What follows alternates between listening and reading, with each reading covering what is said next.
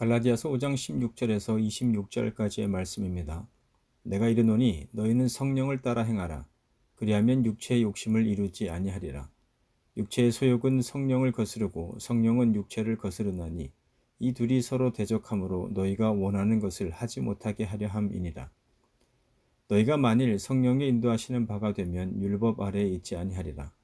육체의 일은 분명하니 곧 음행과 더러운 것과 호색과 우상 숭배와 주술과 원수 맺는 것과 분쟁과 시기와 분냄과 당 짓는 것과 분열함과 이단과 투기와 술 취함과 방탕함과 또 그와 같은 것들이라.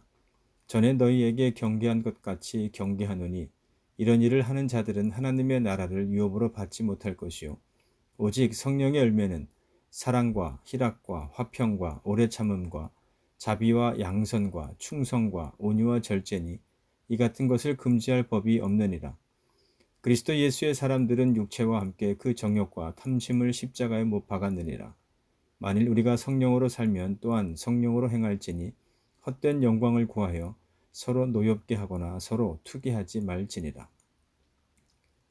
이제 다음 주가 되면 종려주일인데요. 부활절 바로 전 주일을 가리켜 종려주일이라고 합니다. 예루살렘에 입성하고 계시는 예수님을 향하여 종려나무 가지를 흔들며 환영한 것으로부터 기인한 것인데요. 마태복음 21장 9절에 기록된 말씀을 보면 이때 예루살렘에 입성하고 있는 예수님을 향하여 모여든 무리가 호산나 다윗의 자손이여 찬송하리로다 주의 이름으로 오시는 이여 가장 높은 곳에서 호산나 하더라는 말로써 예수님을 환영하였음을 볼 수 있습니다.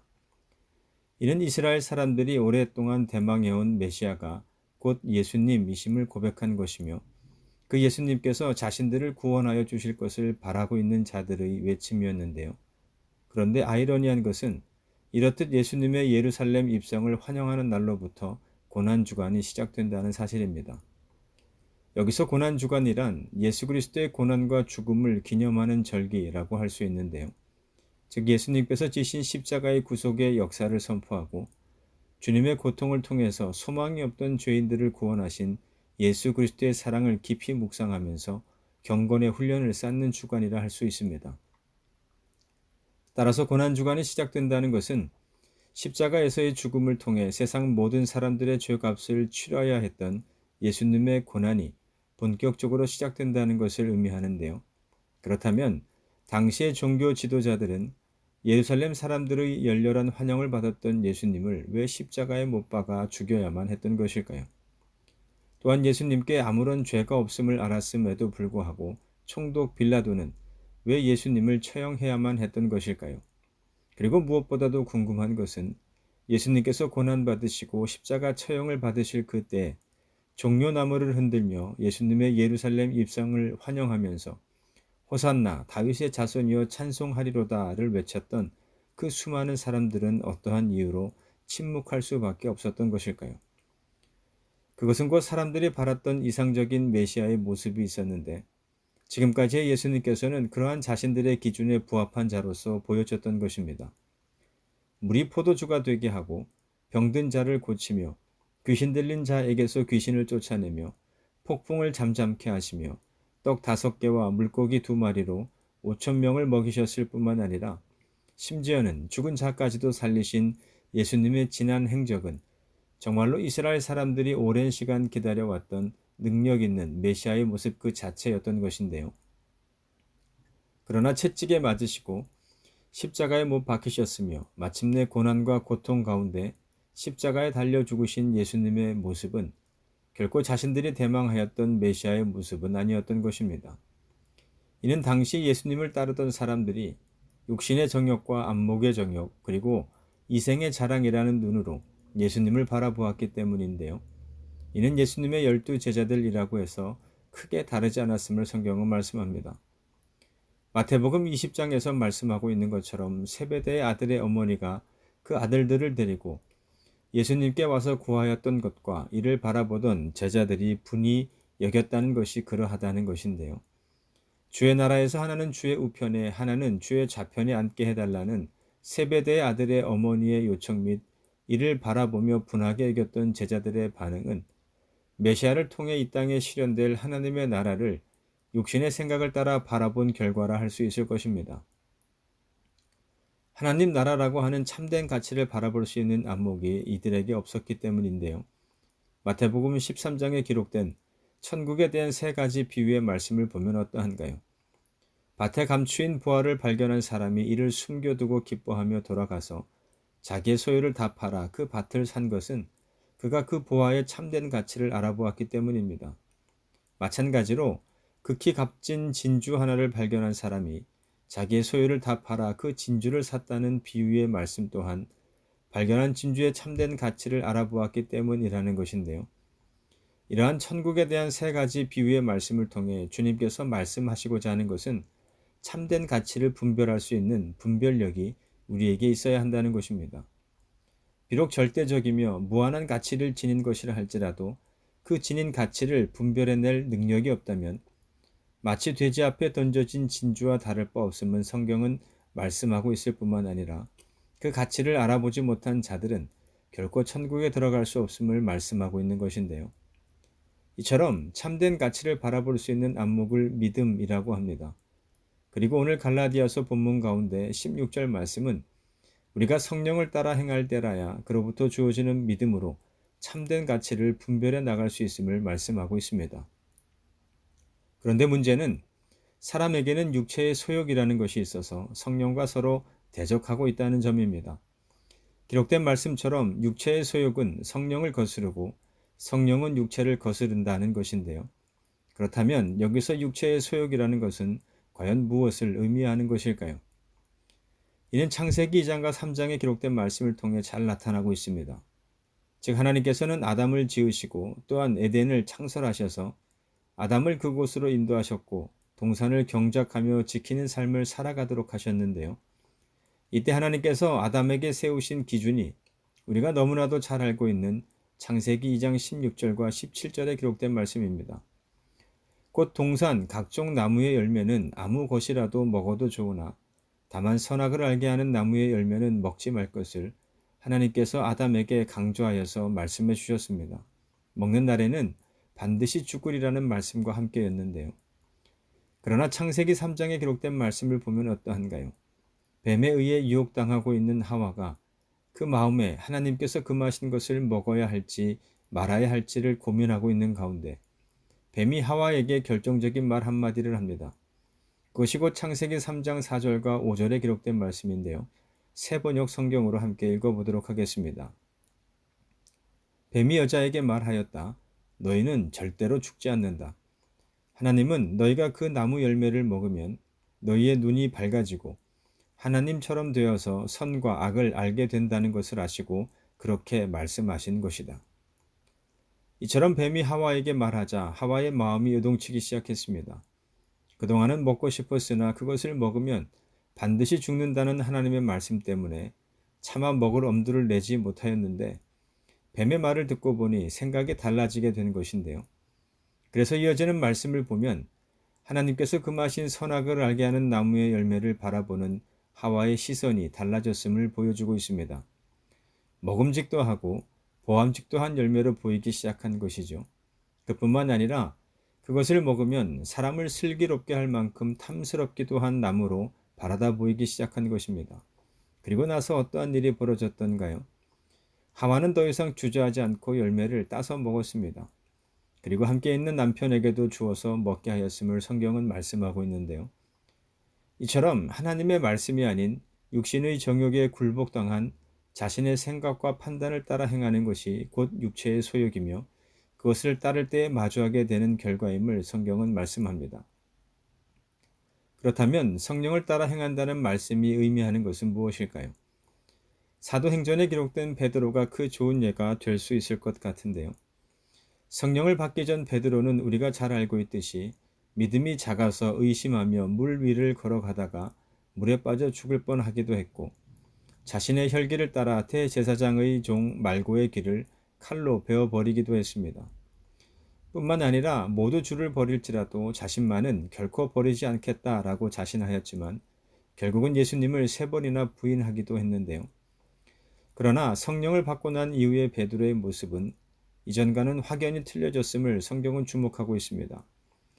많은 사람들 앞에서 성령이 말하게 하심을 따라 예수 그리스도를 증거하는 일에 주저하지 않았을 뿐만 아니라 나면서 못 걷게 된 이를 나사렛 예수 그리스도의 이름으로 고쳐주기도 하였고, 심지어는 공의 앞에 끌려가서도 주눅들거나 두려워하지 않고 하나님의 말씀을 듣는 것이 더 옳은 일임을 당당하게 말하는 자가 되었음을 볼 수 있는데요. 이러한 모습이 곧 성령을 따라 행하는 것이라 할 수 있습니다. 그런데 우리가 이전에 살펴보았던 갈라디아서 2장에 기록된 말씀을 보면 어떠한가요? 성령을 받고 계속해서 성령 충만한 자로서 하나님의 말씀만을 듣고 살아갈 것만 같았던 베드로가 외식하는 일이 발생하지 않았습니까? 사실 베드로가 사도행전 10장에서의 보자기 환상을 보기 전까지만 하더라도 베드로는 이방인들과의 교제에 대해서 그렇게 호의적이거나 긍정적인 사람은 아니었습니다. 이는 베드로가 성령을 받고 난 이후에도 크게 달라지지 않았는데요. 그러나 보자기 환상을 통해 이방인들에 대한 하나님의 뜻하심을 깨달은 베드로는 이방인들과 교제하며 식사하는 것을 자연스럽게 여겼음을 성경은 말씀합니다. 그러한 가운데 야고보에게서 온 어떤 이들이 오자 그들로 인해 이방인들과의 식사 자리에서 급히 도망하는 일이 발생하게 되었는데요. 이는 하나님께서 그에게 주신 말씀이 있었음에도 불구하고 그 말씀을 따라서가 아닌 이방인들과 나눈 교제 자체가 문제가 될 수 있겠다는 지극히 율법적인 자신의 판단과 생각을 따라 행하였기 때문임을 바울은 지적합니다. 이는 비록 성령을 따라 행하는 자라 할지라도 연약한 육신의 욕구를 이기고 마음으로 원하던 바를 모두 행할 수 있는 것은 아님을 잘 보여주고 있습니다. 하나님의 법을 즐거워함으로 그 법을 따라 살아가고 있는 자의 삶이라 할지라도 그 삶 속에는 계속해서 마주하게 되는 죄의 법과의 대립을 피할 수는 없다는 것인데요. 이것이 곧 17절 말씀에서의 육체의 소욕은 성령을 거스르고 성령은 육체를 거스르나니 이 둘이 서로 대적한다는 말씀의 의미를 알 수 있습니다. 그렇다면 이와 관련하여서 18절 말씀에서 말하고 있는 너희가 만일 성령의 인도하시는 바가 되면 율법 아래에 있지 아니하리라 하는 말씀이 의미하는 것은 무엇일까요? 언뜻 보면 17절과 18절 말씀은 서로 다른 것을 말하고 있는 것처럼 보이지만 실상은 다른 것이 아닌 같은 것을 말하고 있습니다.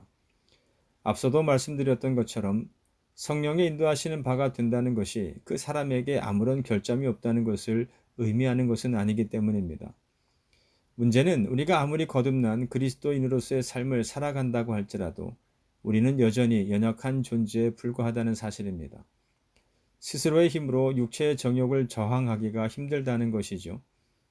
이처럼 육체의 정욕과 하나님의 말씀을 따라 살아가고자 하는 마음이 충돌하여서 발생하게 되는 내적인 갈등은 육신에 속한 삶을 살아가는 한 여러 형태로 계속될 수밖에 없습니다. 그러나 이러한 가운데에서 성령의 인도하시는 바의 삶을 살아간다는 것은 하나님의 말씀을 향한 듣는 마음이 있는 사람이라 할 수 있습니다. 마치 다윗과 같은 사람이라 할 수 있을 텐데요. 비록 잘못을 범하였을지라도 그것을 지적하는 하나님의 말씀에 회개하여서 다시금 하나님을 경외하는 자의 삶을 살아가는 모습이 그렇다는 것입니다. 즉 성령이 우리 안에 거하시면서 하시는 일이 우리에게 모든 것을 가르치시고 예수님께서 말씀하신 모든 것을 생각나게 하시는 것임을 생각해 볼 때 성령의 인도하시는 바가 된다는 말의 의미는 우리로 예수님의 말씀과 가르침을 따라 살아가는 자들이 되도록 하는 것에 있다는 것이고 그것이 곧 율법 아래에 있지 아니하리라는 말씀의 의미가 된다는 사실인데요. 이에 대해 로마서 8장 1절은 다음과 같이 말씀합니다. 그러므로 이제 그리스도 예수 안에 있는 자에게는 결코 정죄함이 없나니. 다시 말해서 우리가 성령의 인도하시는 바의 삶을 살아갈 때 우리는 그리스도 안에 거하게 된다는 것이고 그리스도 안에 있으므로 정죄를 면한 자가 된다는 의미인데요. 중요한 것은 이와 같은 삶을 살아간다는 것이 정확하게 무엇을 의미하는지에 대해서 성경은 다음과 같이 말씀합니다. 로마서 8장 38절과 39절 말씀입니다.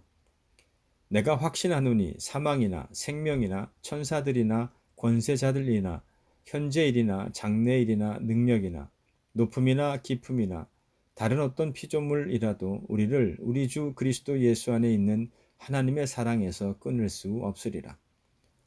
따라서 오늘 우리가 기억해야 할 것은 첫 번째 아담이 육체의 정욕과 육체의 유혹을 이기지 못하여서 범죄함으로 하나님께서 창조하신 이 세상에 사망이 찾아왔고, 둘째 아담인 예수 그리스도께서는 성령을 따라 육체의 유혹을 이기고 이 세상을 향한 하나님의 사랑을 나타내시고 성취하시기 위하여 십자가에 죽기까지 자신을 내어주심으로 말미암아 우리에게 생명을 주셨음을 생각해 본다면, 오늘 그리스도인 된 우리가 왜 육체의 일을 버리고 성령의 인도하심을 따라 살아가야 하는지 그 이유를 알 수 있을 것입니다. 그래서 사도 요한 또한 그리스도인들을 향하여 이 세상이나 세상에 있는 것들을 사랑하지 말 것을 말씀합니다. 누구든지 세상을 사랑하면 아버지의 사랑이 그 안에 있지 않게 될 것이라는 것인데요. 이는 세상에 있는 모든 것이 하나님께로부터 온 것이 아니라 세상으로부터 온 육신의 정욕과 안목의 정욕과 이생의 자랑이기 때문임을 말씀하면서, 한순간 있다가 사라질 정욕을 따라서가 아닌 영생의 약속이 있는 하나님의 뜻을 따라 살아갈 것을 말씀합니다. 그래서 바울은 육신의 정욕과 안목의 정욕, 그리고 이생의 자랑에 속하고 얽매인 사람들에게서 나타날 수밖에 없는 육체의 일에 대해 구체적으로 설명하고 있습니다. 성령을 따라 행하지 못할 때 사람은 육체의 일들로 가득 찬 삶을 살아갈 수밖에 없다는 것인데요. 17절 말씀처럼 이 둘은 함께 할 수 없습니다. 다만 우리가 성령의 음성에 귀를 닫고 육신의 요구에 굴복할 때 자신은 물론 속한 공동체에게도 악한 영향력을 끼칠 수밖에 없다는 것인데요. 19절로부터 21절 말씀은 그 악한 영향력의 실체가 무엇인지에 대해서 다음과 같이 말씀합니다. 다시 한번 함께 읽어보도록 하겠습니다. 육체의 일은 분명하니 곧 음행과 더러운 것과 호색과 우상 숭배와 주술과 원수 맺는 것과 분쟁과 시기와 분냄과 당 짓는 것과 분열함과 이단과 투기와 술 취함과 방탕함과 또 그와 같은 것들이라. 전에 너희에게 경계한 것 같이 경계하노니 이런 일을 하는 자들은 하나님의 나라를 유업으로 받지 못할 것이요. 함께 읽은 말씀은 사람이 성령을 따라 행하지 못할 때 사람에게서 맺어지게 되는 육체의 열매가 어떠한지에 대해서 말씀하고 있는데요. 사도 바울은 육체, 곧 사람의 죄악된 본성이 19절에서의 성적인 타락으로, 그리고 20절과 22절에서의 우상 숭배 행위 및 내면의 미움과 분노, 그리고 외적인 방탕 및 공동체의 분열들과 같은 형태로 나타나게 됨을 말씀합니다. 놀라운 것은 바울이 이런 일을 하는 자들은 하나님의 나라를 유업으로 받지 못한다는 것을 단호하게 잘라 말하고 있다는 것인데요. 결국 사람이 그 마음에 무엇을 담고 있느냐에 따라서 그 삶을 통해 나타나게 되는 것에 극명한 차이가 있을 수 있다는 의미입니다. 즉 성령을 따라 행하지 못한다는 것이 곧 사람이 자신의 마음을 지킬 수 없는 것과 깊은 관련이 있다는 것인데요.